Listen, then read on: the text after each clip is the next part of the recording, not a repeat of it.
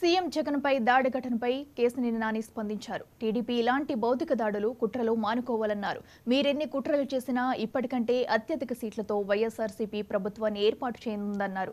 ప్రస్తుతం సీఎం జగన్పై జరిగిన దాడి కుట్రలో భాగమే అన్నారు.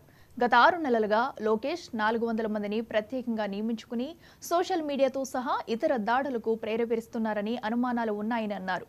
దాడి ఘటనపై ఢిల్లీలో కేంద్ర ఎన్నికల సంఘానికి ఫిర్యాదు చేస్తామని కేశినేని నాని చెప్పారు. మంచిదని చెప్పి నేను అందరికీ ఎవరైతే ప్రతిపక్షాలు ఉన్నారో వాళ్ళందరికీ కూడా నేను మనవి చేస్తాను. ఫస్ట్ పోలీస్ ఇన్వెస్టిగేషన్ ఇమీడియట్ జరగాలి. అది ఎందుకంటే నాకు ఫస్ట్ ఒక టప్ అని సౌండ్ వినపడింది. నేను 30 సెకండ్ 40 సెకండ్ తర్వాత సీఎం గారు చేయి పెట్టుకుని కింద తోలడం చూశాను.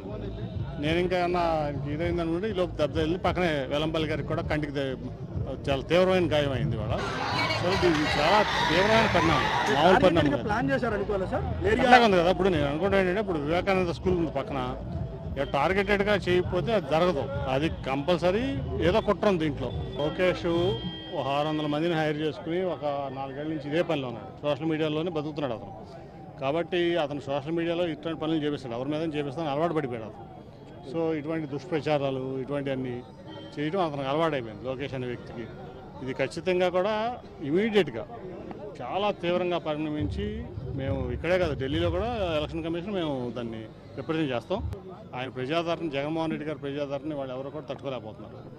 ఎస్పెషల్లీ విజయవాడలో తట్టుకోలేక ఈ ఓర్వలేక చేసినటువంటి పని ఇది. దాంట్లో ఎవరైతే ఉన్నారో